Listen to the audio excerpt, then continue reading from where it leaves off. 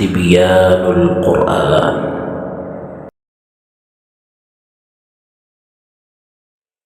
الحمد لله رب العالمين والعاقبة للمتقين والصلاة والسلام على أشرف الأنبياء والمرسلين نبينا محمد صلى الله عليه وسلم وعلى آله وأصحابه أجمعين. أما بعد، أعوذ بالله السميع العليم من الشيطان الرجيم. بسم الله الرحمن الرحيم. سورۃ الفاتحہ کی ہم نے دو اور بسم اللہ ملا کر کل 3 آیات ہم نے پڑھ لی ہیں. آج آیت نمبر 4 اور 5 پڑھیں گے. مالک بادشاہ، یوم دن، الدین قیامت، اور الدین کا دوسرا معنی بدلہ بھی ہے. مالک یوم دن الدین قیامت، مالک یوم الدین قیامت کا مالک، بدلے کے دن کا مالک. ایاک صرف تیری ہی، نعبد ہم عبادت کرتے ہیں. اور ایاک صرف تجھی سے، نستعین ہم مدد چاہتے ہیں، مدد مانگتے ہیں. ایاک نعبد صرف تیری ہی ہم عبادت کرتے ہیں.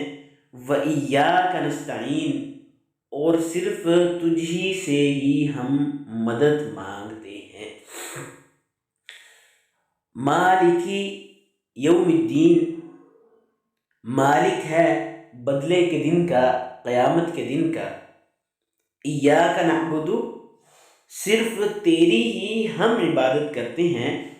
وایاک نستعین اور صرف تجھی سے ہی ہم مدد مانگتے ہیں. آیت نمبر جو 3 ہے، مالک یوم الدین، بدلے کے دن کا مالک ہے.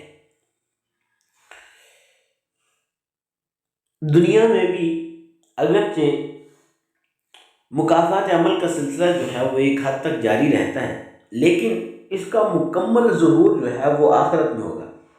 اور اللہ تبارک و تعالی ہر شخص کو اس کے اچھے یا برے کام جو ہیں، جو اس نے اعمال کیے ہیں، ان کے مطابق جزا اور سزا دے گا. اسی طرح دنیا میں عارضی طور پر اور بھی کئی لوگوں کے پاس تحت الاسباب اختیار ہوتے ہیں، یعنی وہ کام جو انسان کی استطاعت کے اندر ہوتے ہیں. تحت الاسباب جو کہ انسان کی استطاعت میں، اور فوق الاسباب وہ کام ہوتے ہیں جو انسان کے اختیار میں نہیں ہے، وہ اللہ قادر مطلق کے اختیار میں ہوتے ہیں. تو تحت الاسباب اختیار ہوتے ہیں، لیکن آخرت میں تمام اختیارات کا مالک صرف اور صرف اللہ تعالیٰ ہی ہوگا. اس لیے اللہ تبارک و تعالیٰ نے فرمایا قرآن کے اندر کہ اللہ رب العزت اس نے فرمایا کہ لمن الملک اليوم، آج بادشاہت کس کے لیے ہے؟ للہ الواحد القہار، اللہ تبارک و تعالیٰ ہی جواب دیں گے. اللہ، صرف ایک اللہ غالب جو ہے اسی کے لیے ہے.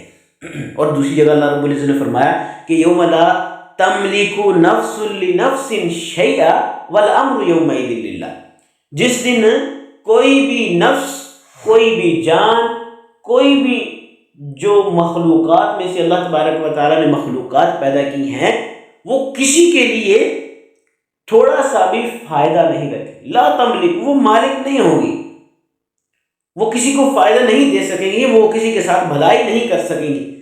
کیوں؟ والامر یومئذ للہ، اس دن کا جو معاملہ ہے وہ مکمل کس کے پاس ہے؟ وہ اللہ کے پاس ہے. اللہ کے علاوہ اور کسی کے پاس اس کا اختیار بالکل بھی نہیں ہوگا. تو اس لیے وہ جو دن ہے اس کا مالک کون ہے؟ مالک یوم الدین، اس کا مالک اللہ ہے. قیامت کے دن کا، بدلے کے دن کا وہ مالک ہے. آگے ہے ایاک نعبد و ایاک نستعین، ہم تیری ہی عبادت کرتے ہیں اور تجھی سے ہی ہم مدد مانگتے ہیں. عبادت کے جو معنی ہے کسی کی رضا کے لیے انتہائی تزلزل اور عاجزی اور کمال خشوع کا اظہار. اور امام ابن کثیر رحمہ اللہ کے بقول کہ شریعت میں کمال محبت کا جو بہترین اور عمدہ اور اوپر والا جو درجہ ہے نا، وہ کیا ہے؟ خضوع اور خوف کے مجموعے کا نام عبادت ہے، کہ انسان عبادت کرتا ہے اللہ تبارک و تعالیٰ کی مکمل خشوع اور خضوع اور مکمل انہماک کے ساتھ، توجہ کے ساتھ، لیکن صرف عبادت ہی نہیں کرتا، وہ جو کام اس دنیا میں کر رہا ہوتا ہے اسے اللہ تبارک و تعالیٰ سے اس بات کا ڈر بھی ہوتا ہے کہ میری پکڑ بھی اللہ رب العزت کر سکتا ہے۔ یہ دو چیزوں کا نام محبت ہے، کمال محبت۔ انسان کو کسی چیز سے محبت ہوتی ہے، پھر اس کے کھو جانے کا ڈر بھی ہوتا ہے، یہ مجھ سے چھن گئی تو میری کیا حالت ہوگی۔ تو یہی محبت اللہ تبارک و تعالیٰ کی ہونی چاہیے، تو کمال محبت کو ہم پہنچ سکیں۔ اور ہماری حالت یہ ہے کہ ہم عبادت کرتے ہیں اور خشوع خضوع نہیں ہے۔ ہماری حالت یہ ہے کہ ہم کوئی کام کرتے ہیں، ہمیں ڈر نہیں ہے کہ اللہ ہم سے دور ہو جائے گا۔ جب یہ کمال محبت کو پہنچ جاؤ گے، پھر عبادت کرنے کا بھی مزہ آئے گا اور اللہ تبارک و تعالیٰ سے تعلق بنانے کا بھی مزہ آئے گا۔ تو خیر، یہ جو چیز ہے اس کے اندر بہت ساری چیزیں آ جاتی ہیں، کچھ وہ ہیں جو ما تحت الاسباب ہیں اور کچھ وہ ہیں جو ما فوق الاسباب ہیں، کہ وہ کام جو انسان کے استطاعت کے اندر ہے اور وہ کام جو انسان کی استطاعت میں نہیں ہے، لیکن وہ صرف اللہ تبارک و تعالیٰ کی ذات ہی کر سکتی ہے۔ تو اسی لیے یہاں پر نعبدو کا ونستعینو کا بھی لفظ آ سکتا ہے کہ ہم تیری عبادت کرتے ہیں اور تجھ سے مدد مانگتے ہیں، لیکن اللہ تبارک و تعالیٰ نے ایاک کا اضافہ کیا ہے، اور یہ ایک کہہ لیں کہ گرامر کا ایک اصول ہے کہ اللہ تبارک و تعالیٰ نے اسے بیان کر کے یہ بتلا دیا کہ صرف تجھ ہی سے ہی ہم مدد مانگتے ہیں، تیری ہی ہم عبادت کرتے ہیں، اور کوئی اس کے اندر آ سکتا؟ کوئی نہیں آ سکتا۔ لیکن جن لوگوں کے دلوں کے اندر شرک جو ہے وہ رچ بس گیا ہے، وہ کسی اور سے استعانت کا اور کسی اور سے مدد کا جو ہے وہ ہیلے وسیلے بناتے ہیں، کہتے ہیں جی ہم ڈاکٹر سے بھی تو مدد لیتے ہیں، ہم ڈرائیور سے بھی مدد لیتے ہیں، ہم ان چیزوں سے بھی مدد لیتے ہیں، ہم کبھی کسی سے مدد لیتے ہیں، کبھی کسی سے مدد لیتے ہیں۔ تو یہ ما تحت الاسباب کام ہے جو انسان کی استطاعت کے اندر ہے، لیکن وہ کام جو انسان کی استطاعت میں نہیں ہے، جو انسان کے اختیار میں نہیں ہے، ان کاموں کی کیا؟ یہ تو اللہ تبارک و تعالیٰ نے قرآن میں ارشاد فرمایا تھا نا، حضرت عیسیٰ علیہ السلام نے بھی کہا تھا کہ من انصاری اللہ، اللہ کی راہ میں میرا مددگار کون ہے؟ قال الحواریون نحن انصار اللہ، حواریوں نے کہا تھا جو ساتھی تھے کہ ہم اللہ کے مددگار ہیں، ہم تمہارے مددگار ہیں اللہ کے راستے میں۔ اور اللہ تبارک و تعالیٰ نے قرآن میں کہا وتعاونوا علی البر والتقوی، نیکی کے کاموں میں اور تقوی کے کاموں میں تم ایک دوسرے کی مدد کرو۔ یہ ان کاموں میں مدد کرنا ہے جو انسان کے اختیار میں ہے، لیکن جو انسان کے اختیار میں نہیں ہے، اگر ان کاموں میں ہم کسی اور کو لے کر آئیں گے تو وہ شرک بن جائے گا۔ مثال کے طور پر ہم اولاد مانگتے ہیں، تو اولاد دینا تو کسی انسان کے اختیار میں نہیں ہے۔ اگر ہم کسی کے پاس جا کر اولاد مانگیں تو یہ تو مشرکین مکہ بھی مانتے تھے۔ اللہ تبارک و تعالیٰ نے قرآن میں اور بھی جگہ پر ارشاد فرمایا نبی علیہ السلام سے کہ آپ ان سے سوال کریں کہ زمین و آسمان کو بنانے والا کون ہے، تو یہ کہیں کہ اللہ ہے۔ زمین انسان کی تخلیق کرنے والا، اس دنیا کے نظام کو چلانے والا، دیگر 2-3 آیات کا یہ مفہوم ہے کہ تمام نظام کو دنیا کے چلانے والا کون ہے، تو یہ کہیں گے اللہ ہے۔ لیکن ہم اگر اللہ کے ان اختیارات کو اٹھا کر کسی اور کو دیں تو اسے شرک کہا جاتا ہے۔ یہاں اس آیت کی وقت کم ہوتا ہے، لیکن اس آیت کے حوالے سے میں چاہتا ہوں کہ توحید کی اقسام مختصر میں بیان کر دوں۔ توحید کی 3 اقسام ہیں، توحید ربوبیت، توحید الوہیت اور توحید اسماء و صفات۔ یہ ایک ایسا عقیدہ ہے جس کے اوپر ہمارے اعمال اور ہمارا ایمان اور ہمارے اسلام کا دارمدار ہے۔ توحید یہ واحد چیز ہے، اگر یہ صحیح نہیں ہے دنیا جہان کے کام کر لے نیک، آپ کے وہ کام کسی کام نہیں آئیں گے۔ دنیا جہان کے کام کر، نیک رستے پر چل رہے ہیں، اگر عقیدہ صحیح نہیں ہے آپ کے کام، آپ کے نیک اعمال آپ کے کام نہیں آ سکتے۔ توحید ربوبیت، اللہ تبارک و تعالیٰ کو رب ماننا۔ رب کون ہوتا ہے؟ جو کسی چیز کی ابتدا سے لے کر اس کی انتہا تک اور اس کی ضروریات کو پوری کرتا ہے، اس کے درمیان کے اندر، وہ رب کہلاتا ہے۔ کوئی بھی مثال لے لیں آپ، ایک شخص نے موٹر سائیکل کو ایجاد کیا تو اس نے اس کی شروع سے لے کر اس کی آخر تک اس کا ایک ایک چیز کا حل نکالا ہے۔ اگر اس کو یہ مسئلہ بن گیا تو کیسے حل ہوگا، یہ مسئلہ بن گیا تو کیسے حل ہوگا، یہ مسئلہ بن گیا تو کیسے حل ہوگا۔ اللہ تبارک و تعالیٰ نے زمین و آسمان کو، اس کائنات کو بنایا، انسانوں کے لیے بنایا، انسان کو اس کائنات کے اندر پیدا کیا، انسان کی ضروریات زندگی مہیا کی، بچپن کے اندر، جوانی کے اندر، اور اسی طرح کہہ لیں کہ ازدواجی زندگی کے اندر، بڑھاپے کے اندر، اور موت تک، اور موت کے بعد قبر، اور قبر کے بعد حشر، اور حشر کے بعد آخرت کے اندر حساب و کتاب، اور جنت اور جہنم کا اللہ تبارک و تعالیٰ نے نظام بنایا ہے۔ جو اس چیز کو چلانے والا ہے، جس نے اس چیز کو پیدا کیا ہے، جس نے اس کو بنایا ہے، انسان کی ضروریات کو پوری کی ہے، کیا وہ رب کہلانے کے لائق ہے یا کسی اور کو رب بنایا ہے؟ وہی اللہ ہے نا، اسی اللہ کو ہم رب کہیں گے نا، اس کے علاوہ تو رب کوئی نہیں ہے نا۔ یہ توحید ربوبیت کہ اللہ رب العزت کو رب ماننا۔ دوسری قسم ہے توحید الوہیت، اللہ تبارک و تعالیٰ کو الہ ماننا۔ الہ کون ہوتا ہے؟ جس کی عبادت کی جاتی ہے۔ الہ وہ ہوتا ہے جس کی عبادت کی جاتی ہے۔ اب عبادت کے لائق کون ہے؟ پیدا کرنے والا رب ہے یا کوئی اور ہے؟ جس نے تمہیں نعمتوں سے نوازا ہے، جس نے اس کائنات کو بنایا، جس نے تمہیں بنایا، جس نے یہ نظام چلایا، کیا وہ عبادت کے لائق ہے یا کوئی اور ہے؟ وہی ہے، اور تو کوئی نہیں ہو سکتا۔ کسی کو ہم عبادت کے لائق نہیں ٹھہرا سکتے، یہ بھی عبادت کے لائق ہے۔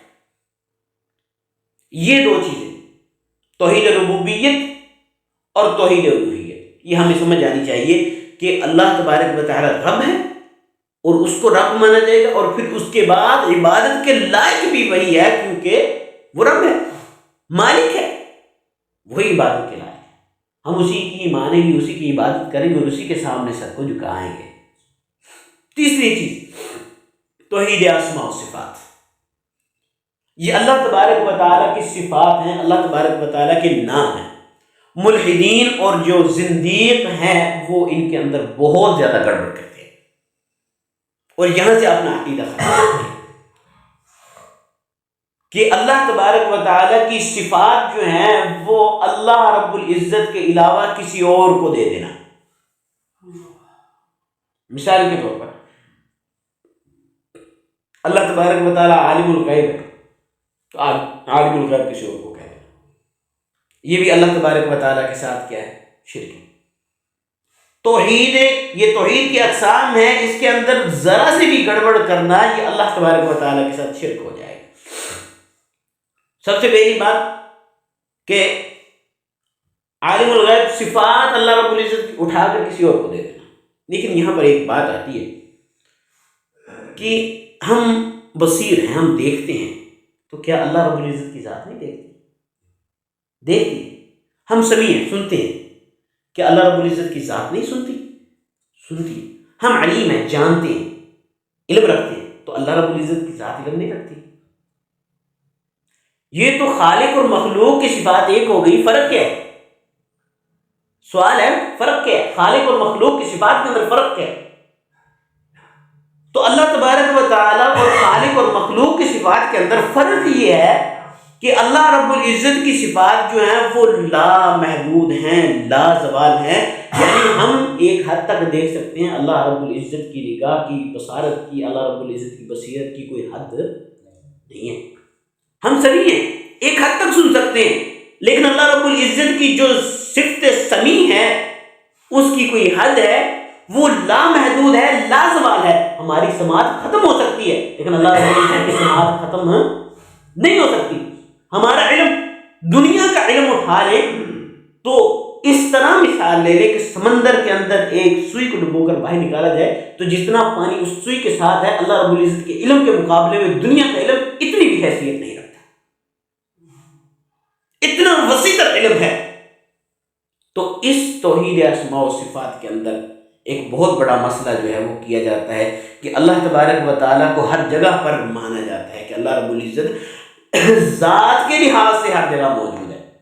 اللہ رب العزت ذات کے ایک کچھ لوگ ایسے ہیں کہ وہ مانتے ہیں کہ جس طرح ہم یہاں موجود ہیں نا، ذاتی طور پر ہم موجود ہیں، کسی اور جگہ پر موجود نہیں، لیکن ہم ذاتی طور پر وہ کہتے ہیں کہ اللہ رب العزت ہمارے سامنے اسی طرح موجود ہے۔